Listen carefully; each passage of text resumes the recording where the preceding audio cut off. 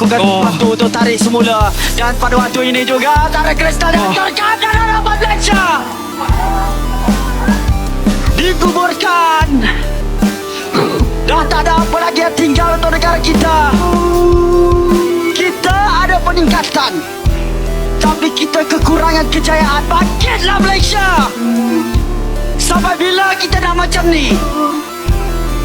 Sukar. Tak berdaya meski diperkuat 9 pemain naturalisasi, timnas Malaysia didemo supporter sendiri usai gagal lolos ke semifinal Piala AFF 2024. Pelatih Malaysia Paul Marty Vicente dibuat sangat kaget dengan kelakuan Federasi Sepak Bola Malaysia.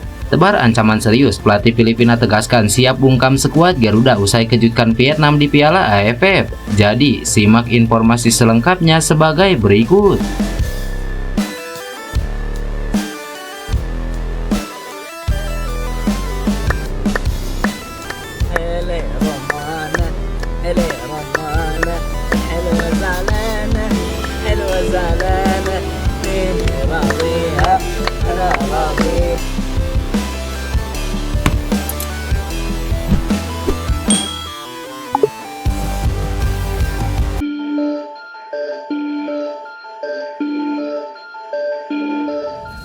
Pada Jumat malam tadi menjadi malam yang sangat berat bagi timnas Malaysia. Ya, Harimau Malaya dipastikan tersingkir di Piala AFF 2024. Seperti yang sudah diketahui, timnas Malaysia tergabung di grup A Piala AFF 2024. Harimau Malaya satu grup dengan Thailand, Singapura, Kamboja, dan Timur Leste. Di grup ini, Thailand jadi unggulan pertama untuk lolos ke semifinal, sementara timnas Malaysia diunggulkan untuk jadi tim yang menemani Chang Suek di babak 4 besar. Apalagi Harimau Malaya menggunakan jasa pemain naturalisasi sebanyak 9 orang. Namun kenyataan tidak seindah harapan, Harimau Malaya dipastikan gugur di fase grup. Meski diunggulkan sebagai calon tim yang lolos ke babak semifinal, penampilan Malaysia sepanjang fase grup memang tidak meyakinkan. Syarat yang mengharuskan mereka lolos ke semifinal dengan mengalahkan Singapura nampaknya menjadi pil pahit. Bermain di Stadion Bukit Jalil yang merupakan markas mereka sendiri, timnas Malaysia berharap akan menjalani malam yang magis. Namun bukannya magis, tangis justru pecah di Bukit Jalil. Di pertandingan itu, timnas Malaysia tampil dominan sejak awal. Mereka membombardir pertahanan Singapura, namun mereka gagal mencetak gol hingga akhir laga, di mana partai itu berakhir dengan skor imbang 0-0. Tambahan 1 poin ini hanya mampu membuat Malaysia finish sebagai peringkat ketiga di grup A. Alhasil mimpi mereka untuk lolos ke fase gugur sirna sudah, dan yang lebih menyakitkan mereka tersingkir di depan para pendukung mereka sendiri. Hal inilah yang membuat supporter Malaysia begitu kecewa dan kesal. Alhasil para fans Malaysia meluapkan kekecewaannya di media sosial. Bahkan akun Instagram resmi timnas Malaysia langsung didemo para fans Malaysia. Mereka marah karena Malaysia yang diperkuat 9 pemain naturalisasi harus tumbang di tangan Singapura yang merupakan tim yang sangat tak diunggulkan.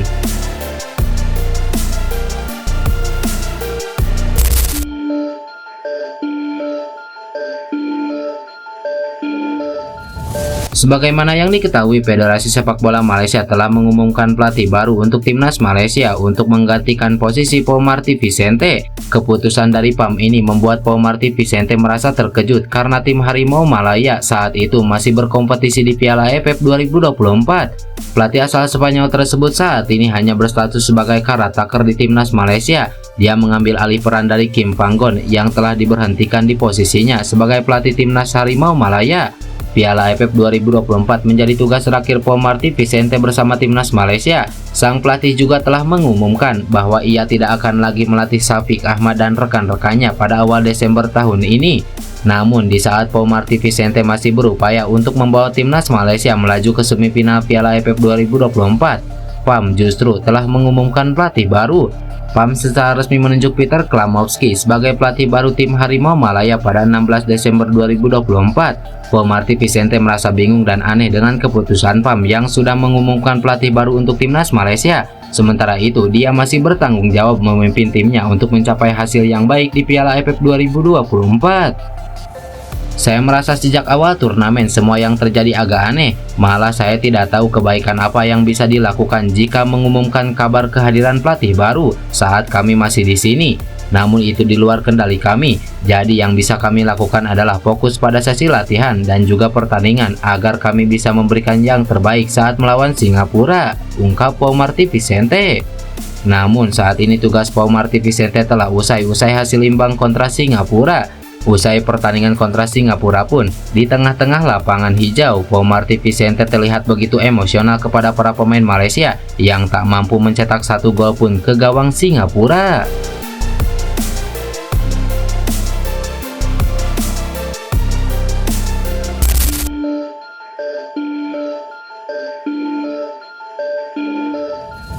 Pelatih timnas Thailand Masata Daisy merasa tidak senang karena harus melepas 3 pemainnya ke klub di tengah agenda Piala AFF 2024. Dilansir dari Bongda, Thailand harus melepas 3 pemainnya yakni Spanat Moenta, Pansa Hempimpon, dan Seksan Rantai ke Buriram United. 3 pemain tersebut disiapkan Buriram untuk melawan Muangthong United di Liga Thailand pada 22 Desember mendatang. Masata Daisy mengaku kaget karena sebelumnya tidak diberitahu oleh Federasi Sepak Bola Thailand mengenai hal ini. Pelatih asal Jepang itu mengatakan keputusan ini berdampak negatif bagi timnya. Saya tidak mengetahui hal ini sebelumnya dan tidak ada konsultasi. Jelas ini berdampak negatif pada internal tim. Buriram mengirimkan permintaan dan Pat menyetujuinya. Saya berharap hal seperti ini tidak terjadi lagi, ungkap Masata Daisy.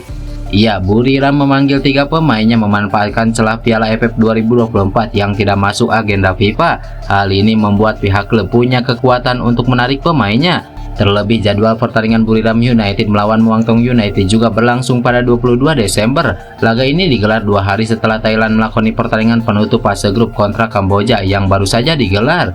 Hanya saja pemanggilan ini berpotensi mengganggu persiapan Thailand yang sudah memastikan lolos ke semifinal.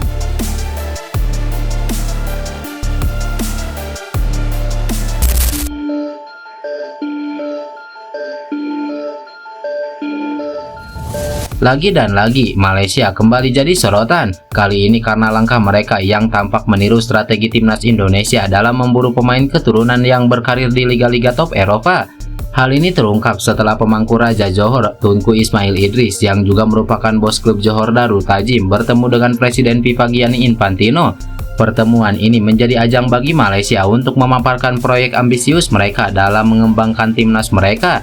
Tunku Ismail bahkan mengungkapkan bahwa salah satu agenda utamanya adalah memperoleh data pemain keturunan Malaysia yang bermain di luar negeri. Langkah Malaysia ini mencerminkan strategi yang lebih dulu diterapkan oleh Indonesia. Dalam beberapa tahun terakhir, PSSI sukses membawa pemain keturunan seperti Martin Paes, Kelvin Verdong, hingga Matt Silgers untuk memperkuat skuad Garuda melalui jalur naturalisasi. Tunku Ismail juga secara terbuka mengungkapkan rencananya untuk bekerja sama dengan FIFA guna mendapatkan data pemain keturunan Malaysia. Hal ini semakin menguatkan kesan bahwa negeri jiran sedang mencoba meniru formula sukses Indonesia. Strategi ini tidak hanya menyoroti kemiripan langkah mereka dengan Indonesia, tetapi juga menjadi indikasi betapa pentingnya peran pemain keturunan dalam meningkatkan kualitas tim nasional. Dalam pertemuannya dengan Gianni Infantino, Tunku Ismail mempresentasikan proyek timnas Malaysia yang mendapatkan dukungan penuh dari pemerintah setempat. Infantino pada gilirannya menyatakan keyakinan terhadap inisiatif tersebut dan berkomitmen memberikan dukungan dalam bentuk penelitian, pengembangan infrastruktur, dan program pengembangan pemain. Ada rapat dengan perwakilan FIFA untuk mendapatkan data pemain keturunan Malaysia di luar negeri. Infantino menyatakan keyakinannya terhadap inisiatif nasional yang dipimpin oleh Yang Mulia Pemangku Raja Johor, ujar Tunku Ismail melalui media sosialnya. Unggahan Tunku Ismail mengenai pertemuan tersebut bahkan mendapatkan perhatian dari Ketua Umum PSSI Erick Thohir yang memberikan tanda suka di Instagramnya. Namun di kalangan supporter timnas Indonesia, langkah Malaysia ini memicu reaksi beragam. Sebagai fans, mereka menganggap hal ini sebagai bukti bahwa strategi PSSI menjadi acuan, bahkan bagi rival terbesar Indonesia di Asia Tenggara. Namun tidak sedikit yang menyebut langkah ini sebagai bentuk menjiplak kreativitas Indonesia dalam membangun timnas yang kompetitif. Fenomena ini bukan yang pertama. Sebelumnya Malaysia juga sering dikritik karena dianggap mengadopsi berbagai langkah yang dilakukan Indonesia, baik dalam pengelolaan sepak bola maupun aspek lainnya. Meski demikian, jika proyek ini berhasil, Malaysia tentu berharap bisa bersaing lebih ketat di tingkat regional dan internasional.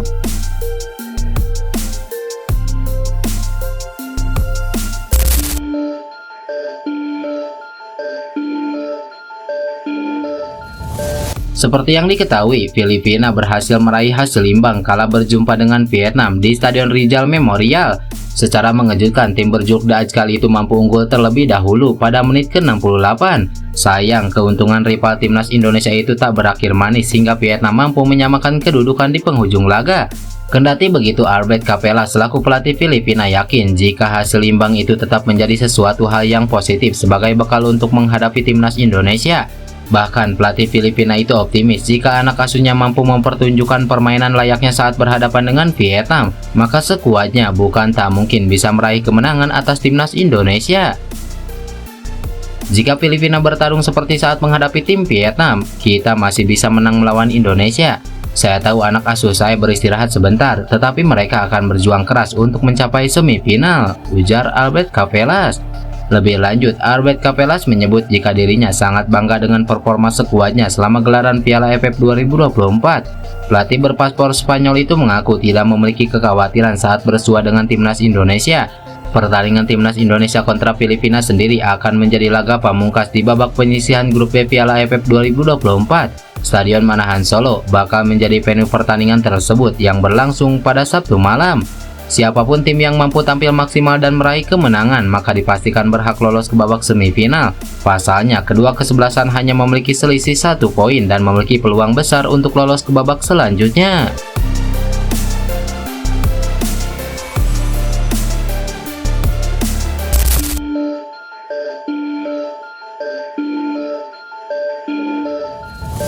Anggota Esko PSSI Arya Sinulinga menjadi target kritik dan hujatan netizen perihal Direktur Teknik PSSI yang belum juga muncul. Ya, Arya Sinulinga tiba-tiba diserang netizen yang mempertanyakan perihal Dirtek PSSI yang baru. Hal ini lantaran belum ada tanda-tanda mengenai hal tersebut hingga penghujung akhir tahun 2024 ini. Pada Maret 2024 lalu, Erick Thohir sudah membeberkan ada 3 hingga 4 nama calon Dirtek PSSI yang baru pengganti Indra Safri. Namun nampaknya hal itu dianggap netizen hanya omongan semata. Meski begitu, hingga kini sosok Dirtek PSSI pengganti Indra Safri belum juga muncul ke publik dan secara tiba-tiba dipersoalkan oleh netizen. Arya Sinulinga pun jadi sasaran serangan netizen yang mempertanyakan di mana keberadaan sosok Dirtek PSSI yang baru tersebut. Merasa janggal dengan fenomena yang terjadi, Arya Sinulinga justru menduga ada pihak-pihak tertentu yang menggerakkan netizen untuk mempersoalkan masalah ini. Kok seragam semua ngomongin Dirtek, ada perintahkah? Pola seragam, ada yang menggerakkan, nyerang masalah Dirtek dan Liga, tulis Arya Sinulinga dalam balasan komentar salah satu netizen. Ya, PSSI memang tengah jadi sorotan setelah keputusan berani menurunkan skuad U22 ke Piala AFF 2024 dengan Sintayong sebagai pelatihnya. 3 kali bertanding, timnas Indonesia hanya mampu mencatatkan 1 kemenangan, 1 hasil imbang, dan 1 kekalahan di fase grup. Skuad Garuda saat ini duduk di peringkat kedua klasemen sementara grup B dengan raihan 4 poin dan masih berpeluang lolos ke semifinal.